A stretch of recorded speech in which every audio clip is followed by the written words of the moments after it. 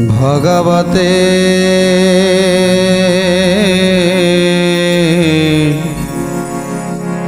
वासुदेवाय। भक्त आ भगवान मिलन जिते उद्धव प्रभु निकट को आसी आ प्रभु उद्धव को कहते हे उद्धव तमें जेपर्यंत एठी थिबो ए द्वारकार थिबो से पर्यंत ए द्वारकार कौन से असुविधा हेनी। अनादि नारायण निर्देश दे सारी मते स्थान जावाक पड़ो से हे उद्धव तुमको ए द्वारका छाड़ी जावाक पड़ो। तमें जो दिन द्वारका छाड़ीदेव से दिन द्वारकापुरटा डुबीज। ए कथा को शुणी आज उद्धव कांदुचंती आ प्रभु ताको बुझाउछंती। जेतेबेले उद्धव एते जोर से कांदिले जे प्रभुंकर पाद को जाबुड़ी धरिले हे प्रभु सबु कथा कहतु आपण को छाड़ी जीवा कथा मते कहतुनी मु आपण को छाड़ी गोटे मुहूर्त भी रही पारिबिनी। जेतेबेले उद्धवर कांद को देखिले सेतेबेले प्रभु ताको जाबुड़ी धरिले आउ ताको बुझेई देले ठीक अछि हे उद्धव तुम दुख मु बुझी पारुछि तुम कष्ट को मु बुझी पारुछि। एबे तुमे द्वारकार रही थाओ आउ जेतेबेले मु ए द्वारकार चली जीवी से दिन तमें मो सहित चलीज आउे ए द्वारकापुरटा ध्वंस हो। तेणु आज उद्धव कांदी कांदी प्रभु पाखरु विदाय नहीं फेरी आसुचंती। तापरे कौन है भगत वत्सल प्रभु भक्ते दया कले ए आकाकू न कह प्रभु आज्ञा देले यह काहाकू न कह प्रभु आज्ञा देले यह काहाकू न कह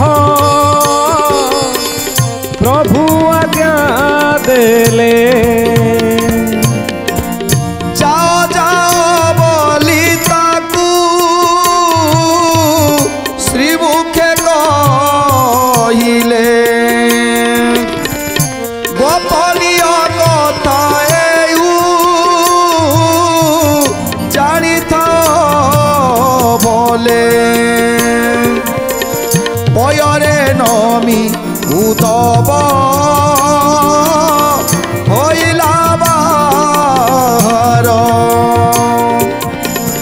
देखे दिन रे अंधार द्वारावती पुर देखे दिन रे अंधार द्वारावती पुर देखे दिन रे अंधार द्वारावतीपुर। तेणु आज उद्धव प्रभु ठारू विदाय नहीं आसुछंती। प्रभु कहउछंती हे उद्धव ए गुप्त कथा गुप्तरे रखिबो ए कथा को कहा आगे प्रकाश करिबोनी जे आउ अल्प दिन रे ए द्वारकाटा नष्ट हो जिवो ए द्वारका ध्वंस हो जिवो समुद्र जल रे बुड़ी जिवो ए कथा जेमिति आउ केही भी न जानती। तेणु उद्धव प्रभु पाखर विदाय नहीं जितेबाला आसुचंती सेतेबाला देखुचंती दिन रे भी द्वारावतीपुरटा अंधकार देखा जाउची। आउ ए द्वारावतीपुर को चाहिदेला बेलू जेमिति लगुच गोटे विराट काय काल आसी ए द्वारकाटा को ग्रास कर सारानी। तेणु ए सबको देखी आज भୟରେ थरी उठिछंती उद्धव। पयरे नमी उद्धव होइले बाहार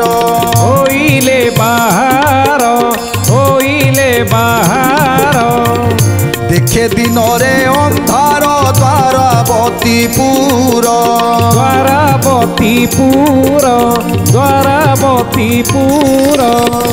अद्भुत भयंकर दिशु अछि मही मनुष्यंकर अंगरे लक्ष्मी नदी सई जही नित्य चराचर सिंधुर दुहिता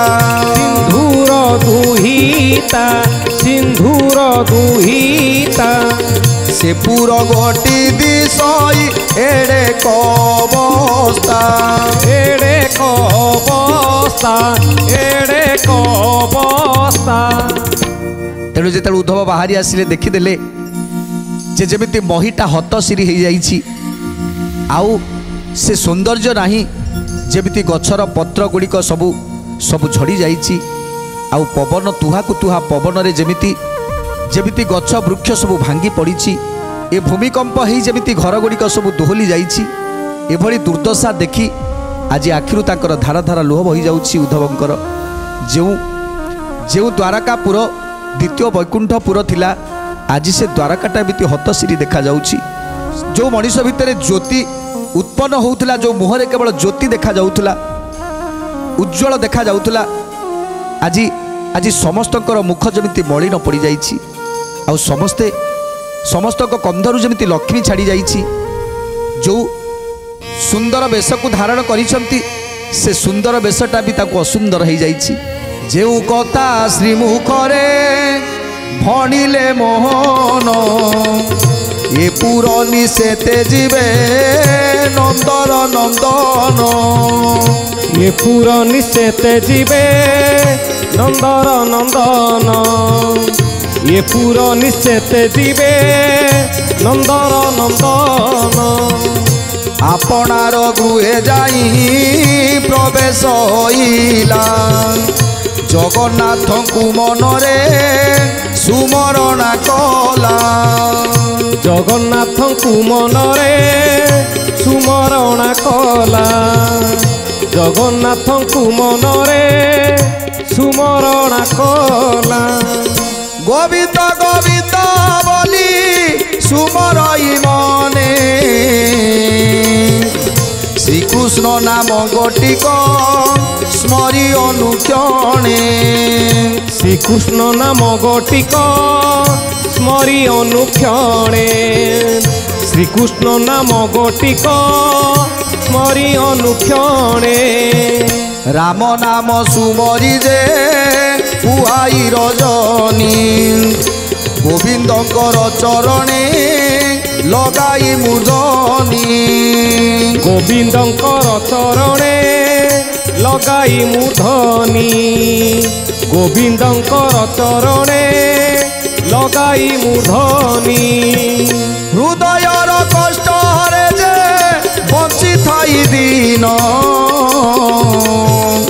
ବିଶ୍ୱର ପ୍ରାୟ ମଣିଲା ଭୋଜନ ଶୟନ।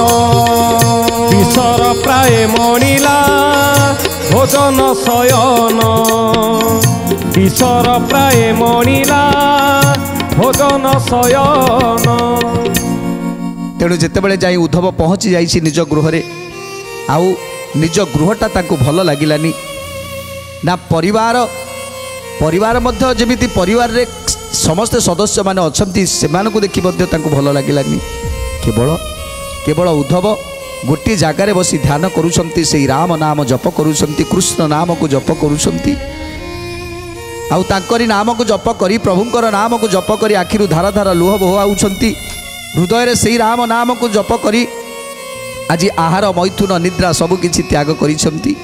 ତେଣୁ ଏବେ ଶୁକମୁନି ପରୀକ୍ଷିତକୁ କହୁଛନ୍ତି, ହେ ପରୀକ୍ଷିତ, ଯେତେ ଯେତେ କଥା କୃଷ୍ଣ କଥାକୁ ତମେ ଶ୍ରବଣ କରିଛ, ଏପର୍ଯ୍ୟନ୍ତ ତୁମେ ଅନେକ କଥା କୃଷ୍ଣଙ୍କର ଶ୍ରବଣ କରି ଆସିଲଣି। ଆଉ ସେତେବେଳେ ପ୍ରତ୍ୟେକ କଥା ତୁମକୁ ଆନନ୍ଦ ବୋଧ ହେଉଥିଲା। ଆଉ ଆଜି ଯେତେବେଳେ ଏ ପ୍ରଭୁଙ୍କର ଶରୀର ତ୍ୟାଗ କରିବା କଥା ଶ୍ରବଣ କରୁଛ, ସେତେବେଳେ ନିଶ୍ଚିତ ତୁମକୁ ଦୁଃଖ ଲାଗୁଥିବ, କଷ୍ଟ ଲାଗୁଥିବ। ତେଣୁ ପରୀକ୍ଷିତ କହୁଛନ୍ତି, ହେ ମୁନିଶ୍ରେଷ୍ଠ, ଏ ଦୁଃଖ ତ ନୁହେଁ, ଯେମିତି ଲାଗୁଛି ଏ ସଂସାରର ମୋହ ମାୟା ଛାଡ଼ି ମୁଁ ଏଇ ସଙ୍ଗେ ସଙ୍ଗେ ମରିଯିବାକୁ, ଏଇ ସଙ୍ଗେ ସଙ୍ଗେ ଚାଲିଯିବାକୁ ମୋର ଇଚ୍ଛା ହେଉଛି। ତେଣୁ ପରୀକ୍ଷିତଙ୍କର କଥାକୁ ଶୁଣି ଆଜି ଶୁକମୁନି କହୁଛନ୍ତି, ହେ ପରୀକ୍ଷିତ, ନିଶ୍ଚିତ ପ୍ରଭୁଙ୍କର ଦେହ ତ୍ୟାଗ କଥା ଶ୍ରବଣ କଲେ ସମସ୍ତଙ୍କୁ ଦୁଃଖ ଲାଗିବ, ସମସ୍ତଙ୍କୁ କଷ୍ଟ ଲାଗିବ। କାହିଁକିନା ଏ ତ ହେଉଛି ସଂସାରର ନିୟମ। ସମସ୍ତେ ଆସିବା ପାଇଁ ଭଲ ପାଆନ୍ତି। ଯଦି ଗୋଟିଏ ପିଲାଟିଏ ଜନ୍ମ ନେଉଛି, ସମସ୍ତେ ତା ପାଇଁ ଖୁସି ମନାଉଛନ୍ତି, ଆନନ୍ଦ ହେଉଛନ୍ତି। ଆଉ ଯେତେବେଳେ ଜଣେ ଚାଲିଯିବାକୁ ବସିଛି, ସେତେବେଳେ କେବଳ ଶୋକାତୁର ପରିବେଶ ଘଟି ଯାଉଛି। ଆସିଲେ ସମସ୍ତଙ୍କର ମନ ଖୁସି ହେଇଥାଏ। ଆଉ ଖେଳାଲୀଳା କରିବା ସମୟରେ ସେତେବେଳେ ଦୁଃଖ ସୁଖରେ ଦିନ କଟିଥାଏ। ଆଉ କିନ୍ତୁ ଯେତେବେଳେ ଯିବା ସମୟ ହେଇଯାଏ ସେତେବେଳେ ସମସ୍ତେ ଶୋକାତୁର ହେଇଥାନ୍ତି। ତେଣୁ ଇଏ ହେଉଛି ସେହି ସମୟ। ଆଜି ଅଚ୍ୟୁତାନନ୍ଦ ଦାସ ହରିବଂଶ ମାଧ୍ୟମରେ ସୁନ୍ଦର କଥା ଲେଖିଛନ୍ତି। ଏ ସପ୍ତଖଣ୍ଡ ହରିବଂଶକୁ ଯେଉଁମାନେ ହିଁ ଶ୍ରବଣ କରୁଛନ୍ତି, ଏପର୍ଯ୍ୟନ୍ତ ସମ୍ପୂର୍ଣ୍ଣ ଭାବେ ଶ୍ରବଣ କରି ଆସୁଛନ୍ତି, ନିଶ୍ଚିତ ଭାବରେ ଜନ୍ମ ଜନ୍ମର ପାତକ ତାଙ୍କର କ୍ଷୟ ହୋଇଯାଇଛି। ଆଉ ଏ ଯେଉଁ ପ୍ରଭୁଙ୍କର ଏ ଦିବ୍ୟଲୀଳାକୁ ଯେଉଁମାନେ ଶ୍ରବଣ କରିବେ, ଏ ପ୍ରଭୁଙ୍କର ଦିବ୍ୟଲୀଳାକୁ ଶ୍ରବଣ କଲେ ନିଶ୍ଚିତ ଭାବରେ ଏ ଯେଉଁ ଆଖିରୁ ଅଶ୍ରୁ ଟିକକ ଗଡ଼ିବ, ସେ ହେଉଛି ଭାବର ଲୁହ। ତେଣୁ ସେହି ଭାବର ଲୁହ ଟିକକ ଯେତେବେଳେ ଗଡ଼ିଯିବ, ଏ ହରିବଂଶ ସମ୍ପୂର୍ଣ୍ଣ ଶୁଣିଥିବାର ଫଳଟାକୁ ଆପଣ ପ୍ରାପ୍ତ କରିବେ। ତେଣୁ ଆଜି ଅଚ୍ୟୁତାନନ୍ଦ ଦାସ, ତେଣୁ ଆଜି ଶୁକମୁନି ପରୀକ୍ଷିତକୁ କହୁଛନ୍ତି, ହେ ପରୀକ୍ଷିତ, ତୁମେ ତ ହରିକଥା ଶ୍ରବଣ କରୁଛ, ତେଣୁ ଏ ଦିବ୍ୟ ଲୀଳାକୁ ଶ୍ରବଣ କରି ଜନ୍ମ ଜନ୍ମର ପାତକକୁ କ୍ଷୟ କରିବ। ପରୀକ୍ଷିତ ପଚାରୁଛନ୍ତି, ହେ ମୁନିଶ୍ରେଷ୍ଠ, ପଚାରିବାକୁ ମୋ ପାଖରେ ଆଉ ଶକ୍ତି ନାହିଁ। ଆଜି ଉଦ୍ଧବଙ୍କର ଦୁଃଖକୁ ଦେଖି, ଉଦ୍ଧବଙ୍କର କାନ୍ଦକୁ ଦେଖି ମୁଁ ମଧ୍ୟ କାନ୍ଦି ପକାଉଛି। ଏବେ ଭକ୍ତମାନେ ଯେଉଁଠି ଅଛନ୍ତି, ପ୍ରଭୁ ସେମାନଙ୍କୁ ନିମନ୍ତ୍ରଣ କରୁଛନ୍ତି, ଆଉ ସମସ୍ତେ ଆସୁଛନ୍ତି, ଆଉ ସମସ୍ତଙ୍କୁ ଗୋଟିଏ କଥା କହୁଛନ୍ତି, ତମେ ଦ୍ୱାରକା ଛାଡ଼ି ଚାଲିଯାଅ। କାହିଁକିନା ତମେ ଯେ ପର୍ଯ୍ୟନ୍ତ ଦ୍ୱାରକାରେ ଅଛ, ସେ ପର୍ଯ୍ୟନ୍ତ ଏଠି କିଛି ବି ଏ ପ୍ରଳୟ ହୋଇପାରିବନି। ତେଣୁ ଯେତେବେଳେ ତମେ ଚାଲିଯିବ, ସେତେବେଳେ ନିଶ୍ଚିତ ପ୍ରଳୟ ହୋଇଯିବ। ଭକ୍ତମାନଙ୍କୁ ଡାକି ପ୍ରଭୁ ସମସ୍ତଙ୍କୁ ବିଦାୟ ଦେଉଛନ୍ତି। ଏଥର ଅକ୍ରୁରର ପାଳି, ଅକ୍ରୁରକୁ ଡକେଇଛନ୍ତି ପ୍ରଭୁ, ଆଉ ଅକ୍ରୁର ଆସୁଛନ୍ତି ପ୍ରଭୁଙ୍କୁ ଦର୍ଶନ କରିବା ପାଇଁ। ଏକ ସ୍ଥାନେ ବସିଥାନ୍ତି କମଳାର ମଣ, ଉଚାଟ ଅଛଇ ପ୍ରଭୁଙ୍କର ମନ। ଉଚାଟ ହୋଇଅଛଇ ପ୍ରଭୁଙ୍କର ମନ, ଉଚାଟ ହୋଇଅଛଇ ପ୍ରଭୁଙ୍କର ମନ। ପୁତ୍ରମାନେ ଦିନେ ମାତ୍ର ଦର୍ଶନ ନ ପାଆନ୍ତି, ଅଷ୍ଟପାଟ ବଂଶୀମାନେ ଚରଣେ ଖଟନ୍ତି। ଅଷ୍ଟପାଟ ବଂଶୀମାନେ ଚରଣେ ଖଟନ୍ତି, ଅଷ୍ଟପାଟ ବଂଶୀମାନେ ଚରଣେ ଖଟନ୍ତି। ଦିନେ ଭକତ କ୍ରୁରେ ସୁମରିଲେ ମନେ, ଶ୍ରୀକୃଷ୍ଣଙ୍କ ମନ ଜାଣି ଗଲା ସେ ତକ୍ଷଣେ। ଶ୍ରୀକୃଷ୍ଣଙ୍କ ମନ ଜାଣି ଗଲା ସେ ତକ୍ଷଣେ, ଶ୍ରୀକୃଷ୍ଣଙ୍କ ମନ ଜାଣି ଗଲା ସେ ତକ୍ଷଣେ। ତେଣୁ ଆଜି ପ୍ରଭୁ ବସିଛନ୍ତି ନିରୋଳାରେ, କାହାକୁ ବି ଦର୍ଶନ ଦେଉନାହାନ୍ତି। ଏମିତିକି ନିଜ ପୁତ୍ର ନାତିମାନେ ମଧ୍ୟ ତାଙ୍କ ପାଖକୁ ଆସୁନାହାନ୍ତି, କେହି ବି ପ୍ରଭୁଙ୍କ ଦର୍ଶନ ପାଉନାହାନ୍ତି। ଉଗ୍ରସେନ, ଇନ୍ଦୁମତୀ, ବସୁଦେବ, ଦେବକୀ, ନନ୍ଦ, ଯଶୋଦା, 16 ସହସ୍ର ଗୋପବାଳୀ, କେହି ମଧ୍ୟ ଦର୍ଶନ ପାଉନାହାନ୍ତି ପ୍ରଭୁଙ୍କର। ପ୍ରଭୁ ନିରୋଳାରେ ଏକାନ୍ତରେ ବସିଛନ୍ତି, ନିଜ ପୁତ୍ରମାନେ ବି ଦର୍ଶନ ପାଉନାହାନ୍ତି। କେବଳ ଅଷ୍ଟପାଟବଂଶୀକୁ ଛାଡ଼ିଦେଲେ। ଅଷ୍ଟପାଟବଂଶୀମାନେ ପ୍ରଭୁଙ୍କର ସେବା କରୁଛନ୍ତି। କେତେବେଳେ କର୍ପୂର ତାମ୍ବୁଳ ତାଙ୍କୁ ପିତା ଲାଗୁଛି, କେତେବେଳେ ଏତେ ସୁନ୍ଦର ଭୋଜନ ତିଆରି କରୁଛନ୍ତି, ସବୁକିଛି ଯେମିତି ବିଷ ଭଳି ଲାଗୁଛି ପ୍ରଭୁଙ୍କୁ। ତେଣୁ ସୁନ୍ଦର ଫୁଲର ହାର ସେ ମଧ୍ୟ ଆଜି ବିଷ ଭଳି ଲାଗୁଛି। କର୍ପୂର, ଚନ୍ଦନ, କସ୍ତୁରୀ, ଆଜି ସେ ଲେପନ ମଧ୍ୟ ପ୍ରଭୁଙ୍କୁ କଷ୍ଟ ଦେଉଛି। କିନ୍ତୁ କେବଳ ମନେ ମନେ ଚିନ୍ତା କରୁଛନ୍ତି ସମସ୍ତ ଭକ୍ତମାନଙ୍କୁ। ଏବେ ଅକ୍ରୁରର କଥା ମନେ ପକାଇଛନ୍ତି। ଯେତେବେଳେ ଅକ୍ରୁରର କଥା ମନେ ପକାଇଛନ୍ତି, ଅକ୍ରୁର ସେତେବେଳେ ବିଚଳିତ ହୋଇଯାଇଛନ୍ତି। ଆଉ ତାଙ୍କ ନିଜ ପୁରରେ ରହିପାରିଲେନି ଅକ୍ରୁର। ତେଣୁ କେମିତି ପ୍ରଭୁଙ୍କ ପାଖକୁ ଯିବେ? ଧାଇଁଛନ୍ତି ଆଜି ପ୍ରଭୁଙ୍କ ପାଖକୁ। ଯେତେବେଳେ ଯାଇ ଦ୍ୱାରାବତୀପୁରରେ ପହଞ୍ଚିଗଲେ ସେତେବେଳେ ସମସ୍ତେ ଅଟକାଉଛନ୍ତି, ରୁହ ରୁହ ହେ ଅକ୍ରୁର ରୁହ, କିନ୍ତୁ କାହା କଥା ମାନୁନାହାନ୍ତି। ଆଜି ଧାଇଁକି ଚାଲି ଯାଉଛନ୍ତି ପ୍ରଭୁଙ୍କ ନିକଟକୁ। ଯେମିତି ପ୍ରଭୁ ଯେମିତି ଡାକୁଛନ୍ତି, ହେ ଅକ୍ରୁର ଆସ, ଯେତେ ଶୀଘ୍ର ଆସ। ତେଣୁ ଅକ୍ରୁର ଯେତେବେଳେ ଯାଇ ପହଞ୍ଚି ଯାଇଛନ୍ତି ପ୍ରଭୁଙ୍କ ନିକଟରେ, ଭିତର ପୁରକୁ ସେଇ ବେଗେ ପଶିଗଲା, ରହ ବୋଲି କରି କେହି ନ ବଇଲା। ରହ ବୋଲି କରି କେହି ନ ବଇଲା, ରହ ବୋଲି କରି କେହି ନ ବଇଲା। ଭୟ ନ କରି ଅକ୍ରୁର ଭିତରେ ପଶଇ, ରତ୍ନ ଖଟେ ବିଜେ କରି ଅଛନ୍ତି ମାଧୋଇ। ରତ୍ନ ଖଟେ ବିଜେ କରି ଅଛନ୍ତି ମାଧୋଇ, ରତ୍ନ ଖଟେ ବିଜେ କରି ଅଛନ୍ତି ମାଧୋଇ। ଖଣ୍ଡେ ଦୂରୁ ପ୍ରଭୁଙ୍କର ଚରଣେ ନମିଲା, ସାଷ୍ଟାଙ୍ଗ ହୋଇ ଅକ୍ରୁର ପାଦରେ ଶୋଇଲା। ଉଠ ଉଠ ବୋଲି ତଇ ମୁଖେ ଆଜ୍ଞା ଦେଲେ, ଉଠିନ ଅକ୍ରୁର କର ଯୋଡ଼ି ନ ରହିଲେ। ଉଠିନ ପୁର କର ଯୋଡ଼ି ନ ରହିଲେ, ଉଠିନ ପୁର କର ଯୋଡ଼ି ନ ରହିଲେ। ତେଣୁ ଅକ୍ରୁର କାହା କଥା ନ ଶୁଣି ସିଧା ଯାଇ ପହଞ୍ଚିଗଲା ପ୍ରଭୁ ଯେଉଁ ରତ୍ନ ଖଟରେ ଶୋଇଛନ୍ତି ସେଇ ରତ୍ନ ଖଟ ପାଖରେ ଯାଇ ବସିଗଲା। ଦେଖିଲା ପ୍ରଭୁଙ୍କର ସେ ଶରୀର ଯେମିତି ଦୁର୍ବଳ ହୋଇଯାଇଛି, ଆଉ ପ୍ରଭୁଙ୍କର ସେ ରୂପ ନାହିଁ। ପଦ୍ମ ମୁଖଟା ଯେମିତି କଳା କାଠ ପଡ଼ିଯାଇଛି। ଯେଉଁ ଅଧରକୁ ରଙ୍ଗ ଅଧର ବୋଲି କହନ୍ତି, ଆଜି ସେ ରଙ୍ଗ ଅଧରଟା ମଳିନ ପଡ଼ିଯାଇଛି, କଳା ପଡ଼ିଯାଇଛି। ଏସବୁ ଦୃଶ୍ୟ ଦେଖି ନିଜ ଆଖିକି ବିଶ୍ୱାସ କରିପାରିଲେନି। ତେଣୁ ମନେ ମନେ ଭାବୁଛନ୍ତି, ଇଏ କ'ଣ ମୁଁ ଦେଖୁଛି, ଇଏ କି ରୂପ ମୁଁ ଦେଖୁଛି, ଇଏ କ'ଣ ମୋ ପ୍ରଭୁଙ୍କର ରୂପ? ନା ନା, ଇଏ ମୋ ପ୍ରଭୁଙ୍କର ରୂପ ନୁହେଁ। ବୋଧହୁଏ ମୋ ଦ୍ୱାରା କିଛି ପାପ ହୋଇଯାଇଛି, ସେଇଥିପାଇଁ ଏ ପାପଯୁକ୍ତ ଶରୀର, ଏ ପାପଯୁକ୍ତ ନୟନରେ ମୋତେ ଆଜି ଏମିତି ସବୁ ଦେଖାଯାଉଛି। ଏ ପାପୀ ନୟନରେ ବୋଧେ ପ୍ରଭୁଙ୍କର ମୁଖକୁ ମୁଁ ଭଲ ଭାବରେ ଦେଖିପାରୁନି। ତେଣୁ କାହିଁକି ମୁଁ ଏ ରୂପ ଦେଖୁଛି, କାହିଁକି ମୁଁ ଏ ରୂପକୁ ଦର୍ଶନ କରୁଛି? ଇଏ ତ ମୋ ପ୍ରଭୁଙ୍କର ରୂପ ନୁହଁ। ତେଣୁ ହାତ ଯୋଡ଼ି ଆଜି ପ୍ରାର୍ଥନା କରୁଛି ପ୍ରଭୁଙ୍କୁ। ଯେତେବେଳେ ଅକ୍ରୁର ଦେଖିଦେଲେ ଖାଲି ପ୍ରଭୁଙ୍କର ମୁଖ ମଳିନ ପଡ଼ିନି, ଯେଉଁ ଦ୍ୱାରାବତୀପୁରକୁ ଯେତେବେଳେ ଆସନ୍ତି ସେତେବେଳେ ସମସ୍ତେ ଆନନ୍ଦ ଉଲ୍ଲାସରେ କାଳତିପାତ କରୁଥାନ୍ତି। ଆଜି ଦେଖୁଛନ୍ତି ଅଷ୍ଟ ପାଟବଂଶୀକମାନଙ୍କ ମୁଖରେ ମଧ୍ୟ ହସ ନାହିଁ। ଆଉ ସେମାନେ ଯେଉଁ ବସନମାନ ପିନ୍ଧିଛନ୍ତି, ଯେମିତି ଲାଗୁଛି ଦୁଃଖୀ ଦରିଦ୍ରମାନେ ଯେଉଁ ବସନ ପିନ୍ଧନ୍ତି, ସେଇ ଦୁଃଖୀ ଦରିଦ୍ରଙ୍କର ବସନ ଭଳି ଦେଖାଯାଉଛି।